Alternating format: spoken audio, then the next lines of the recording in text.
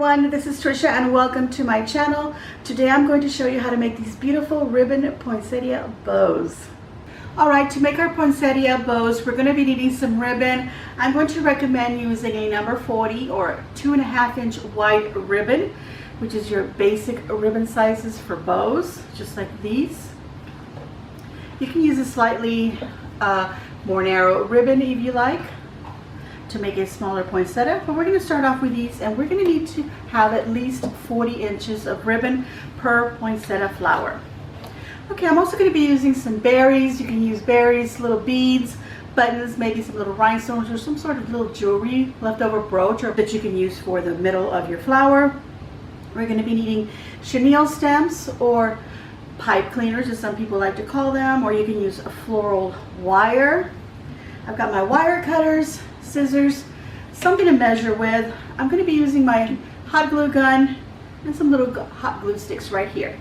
Okay, so let's get started making our flower. Alright, we're going to start off by cutting 5 pieces of ribbon, and we want these to be 8 inches long.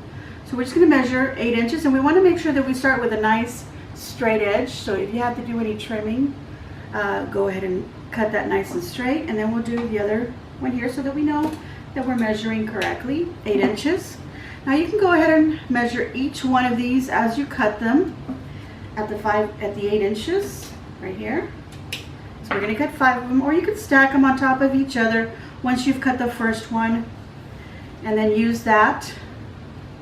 Make sure you align them very well, and it doesn't have to be exactly perfect, but as close as you can. Cut them. Again, this is 5 pieces at 8 inches each, and that will equal 40 inches of ribbon. So if you have some scraps of ribbon left over, and it's at least 40 inches, or about 1.5 yards, then you have enough to make a flower. Now, I do also recommend that you might want to use that red velvety ribbon. That is a traditional type of Christmas ribbon that you see every year. I'm using a wire edge ribbon. It doesn't have to be a wire edge ribbon, but I do want it to make sure that it is a nice kind of thick ribbon, something with substantial body to it. You don't want to use something that's too droopy. So wire edged makes it nice if you happen to have like maybe a sheer ribbon that you want to use for this, but you also want to make sure that the fabric does have some body to it. Okay, so I was recommending that you could use that red velvety ribbon that you see every year. You see giant rolls of it. That would be great to make these poinsettias if you actually want them to look like actual flowers. Okay, so now that we've got them all cut up like so, we're going to take the ends. Again, we're going to make sure that they're aligned like so. And you're going to cut out the little corner triangles, just little corner triangles, so that you have a point in the middle or the center of your ribbon on the ends, just like that. You do the same thing to the other side. Cut a little triangle. If you want to use your bits that you've already cut as your pattern to cut, go right ahead. But if you can just eyeball it, then just do that. This one's easy because it does have these little zigzags going across, and I can see where it started, and I can kind of eyeball it to the same point here. So it sort of serves as a guide. So if you have something that's striped, it'll work well. Maybe even a little dots will help you kind of align it. But I mean, you could just eyeball it, or like I said, once you cut one corner, you could just grab one of the pieces and then maybe use that as your pattern, you know, to do the rest. Okay, we can discard these little bits, and now we have these 5 lovely pieces of ribbon. And we're going to take the first one. Here we go, 5 pieces. So let's get started. We're going to do the first one. And we're going to take this first one, and what you're going to do is this is the pretty side up. Sometimes ribbons have both sides, you know, they're the same, but the majority of them will just be printed on one side, and then of course you'll have your underside or the wrong side. So we want to make sure that we have our the right side, pretty side up, whatever you want to call it. And we're just going to fold it in half, right down the middle, like so. Right down the middle, fold it in half like that. And then put your thumb right about the middle and your other finger right about the middle right here, and then fold it right there, and then fold it right there, and then you just got to get the little ends here when you fold it down to sort of kind of meet this other little fold. It doesn't have to be perfect, but you want that. It's almost like folding a, like a little airplane or a little boat. So you want to do that. Now you're going to hold these in your hand while you do the next one.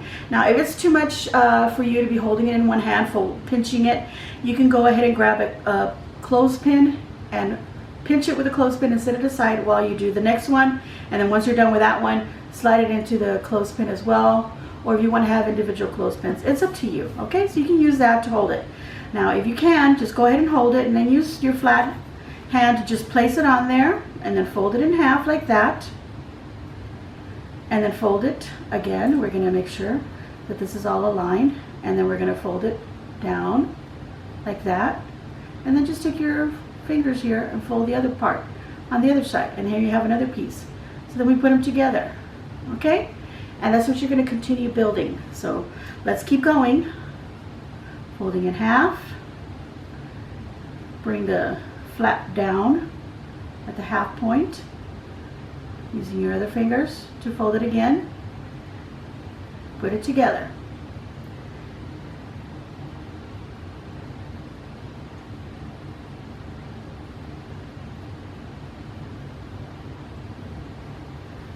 The last one, 5 pieces.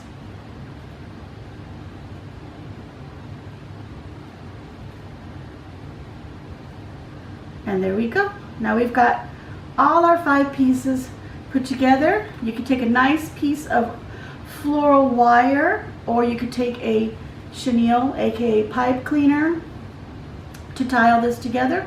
I'm going to go ahead and use my pipe cleaner because it's a nice little length. And then just put it over the center like that.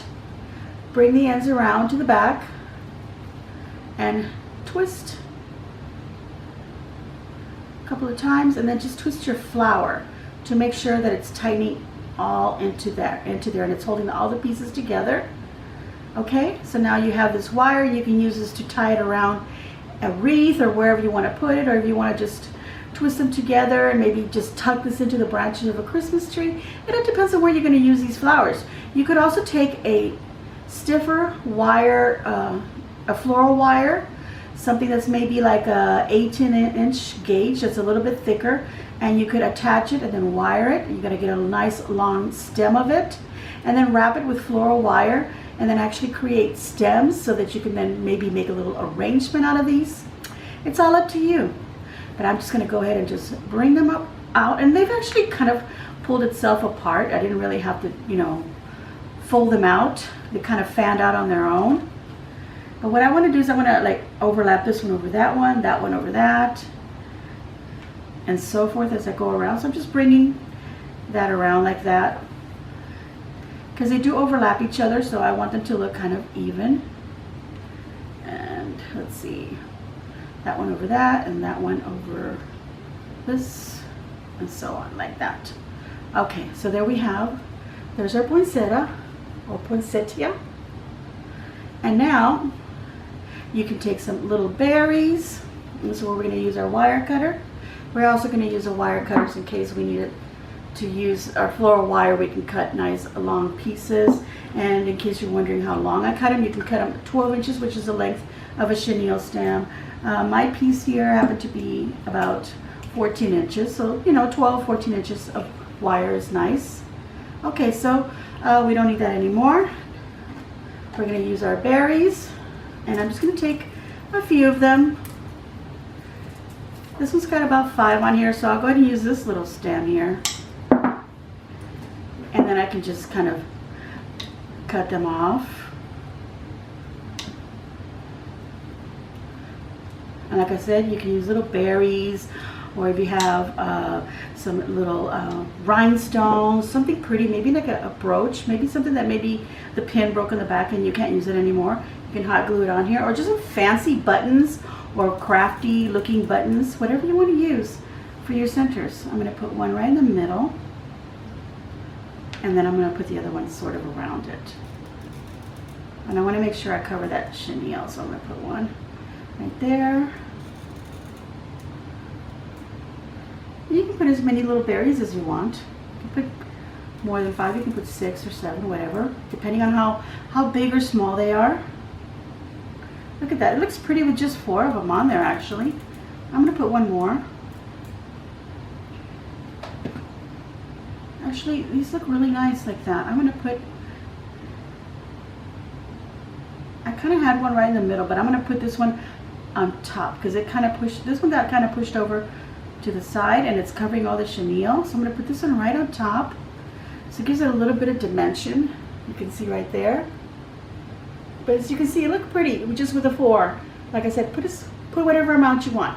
Okay, I'm gonna make one more just so that you can see me doing this again. And I'm going to use this particular ribbon because what I want to do now is I actually want to incorporate this into it. Now, I wish it was a little bit more narrow, so just imagine it a little bit more narrow. So I'm going to cut these pieces at, I'm going to go for, let's see, will it be okay? I'm going to go with 10 inches just to do something different, and I'll go ahead and cut these probably about 7 inches, okay? So I need to cut 5 and 5. All right, so I have my 5 pieces here of 10 inches, like I said I was going to cut, and then I've got 5 inches of this little bit more narrow ribbon that I've cut at 7 inches, and then I've done all the little peaks on all of them. So we'll start off by placing one of these, and we want to center it more or less right there. So you have about the same on each side. And then we're going to take these 2 pieces and fold them together. And as you can see, now I'm doing it on the table rather than doing it in my hand. So I just want to show you how you can do it that way also. And then just hold it down. Let's put these over a little more further away. Put that one down. The one that goes in the middle, right there. Fold it in half, fold it down. Oops, I'm grabbing the burlap on the bottom with my nails. And then just folding it. Stack it on top of the other one, just making sure that they're nice and straight. That's why I'd rather grab onto them with my hand because I can see it's just my fingers grabbing it here and I can see where the center is. But if you can't be holding it like that with your hands, like I said, use a clothespin, or you can try this method. These 2 didn't quite, oh there we go, they did come apart.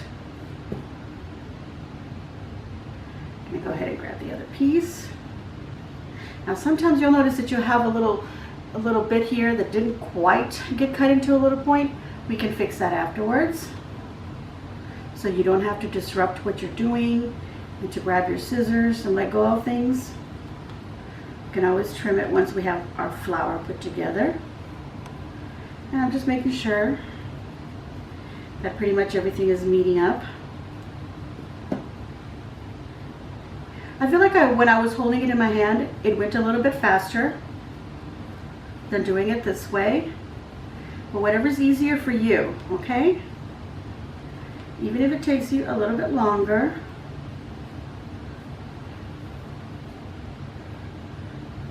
I feel like I have to move this one up a little bit. There we go. Okay, now we can take these other bits, the last ones here.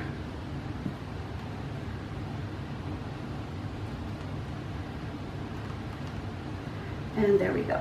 It's now just fan out. So you want to like spread them out a little bit like that. So let's grab our scissors. I think I put them away. Okay, so I grabbed my scissors, now I have them ready. Now I'm going to go over here and just trim that little one here that wasn't quite pointed. And there we go. I actually had another flower ready to show you that, but I'll just do it again. Okay, so now you just want to do, just spread them out like I said, and then you can overlap one over the other and then bring it like that, so then that one's overlapping that one.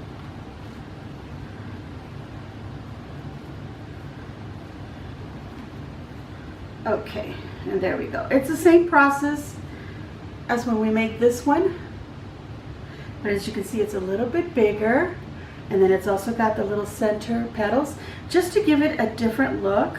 And then I'm just going to push them up a little bit. Just push them up from the back a little bit like so, just to give it a little bit more dimension to our flower. And then again, we can just glue some little, I'm going to put a dot a dab of glue there in the middle, or a drop, whatever you want, a big old drop. And then I can just grab my little berries and stick them in. And there we go. That is our double petaled flower, a little poinsettia. Here's the first one that I made. I went ahead and I made another one out of this polka dotted ribbon. And I made this one because I wanted to show you when you have a little, you know, maybe you didn't cut this one pointed. All you gotta do, just like I showed you that other one, is just trim it a little bit and make it pointed. If for some reason it looks way too smaller than the other ones, then just trim the other ones just a tiny bit. As a matter of fact, the one right next to it needs a little bit because it doesn't quite have a little point. It was kind of flat. So we trimmed that one off. And there we go. There's another flower, a different look. It'd be great to make a whole bunch of these and then take those wire foamed wreaths, you know, the circles of just made of wire, and then just tie them onto that and make a big old wreath with all of these beautiful flowered ribbon poinsettias. Okay, I also wanted to show you that you can make it even smaller. So I took this ribbon, and like I said, you want to make sure you have a ribbon that's got a nice body to it. This little ribbon does not have any wire edges or anything to hold it nice and, you know, firm like these do. Well, actually, these don't either. Well, this one does, but not the one on the bottom. But it is a nice firm fabric, and this is like a canvas, like the tote bags. That's what this ribbon is like. Or you can use like a burlappy ribbon that's a little stiff, that doesn't have any wire. And this one is actually like a 1-inch wide ribbon, and these pieces I cut them at 5 inches long. And I did the same thing where I folded them in half, and then the little sides folded them back, and then pinched them together. And this time I used floral wire to wrap around it in the middle. And I did that because I felt that the chenille stem pipe cleaners were a little too thick for my little flower, and I wanted to put just one little berry on it in the middle. Like I said, put as many as you want. I think the more that it has, the prettier it looks. It looks more like a poinsettia, the center of a poinsettia, where it has more little, I don't know what those things are called. I know that there's a name for them, but I can't think of it at this point. But there you go, everyone. These are my poinsettia flowers. Let me bring them up a little bit more so you can see them better. So there we go. Oops, no you can't. There we go. Those are my poinsettia flowers. I'm going to give myself a big old thumbs up, and I hope that you too will give me a big old thumbs up.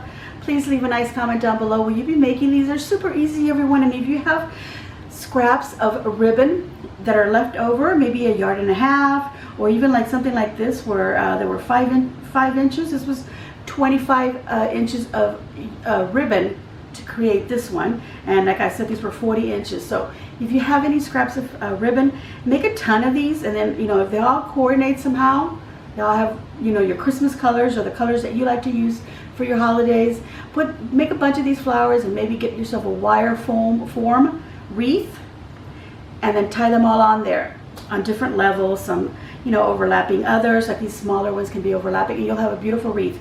And as a matter of fact, I think I just gave myself an idea for next Tuesday's craft. So there we go, you guys. Subscribe if you haven't already subscribed, and thank you to everyone who has been subscribing. Thank you for your lovely comments. If you have any questions, you can also leave that in the comments below. But I would recommend that you follow me either on Instagram, and I'm Tricia Texas Lady on Instagram, or you can look for my Facebook page, Tricia's Creation, and you'll just find that the little logo, the little icon that I use for my picture matches the one here on Facebook. So sorry, that matches the one here on YouTube. Forgive me for that. And that is me. And go ahead and follow my page, and you can actually message me there through my Facebook page, Tricia's Creations, so that if you do have a question, I'll be more than likely to see it. Sometimes the comments get lost on YouTube, and I don't have that many comments, so right now I kind of get to see them all. But just in case I miss it, that is a great place for you to go. You can either DM me, Messenger on my Facebook, or, you know, DM on Instagram at Tricia Texas Lady. All right, everyone. Make sure you share on your social medias, and as always, enjoy.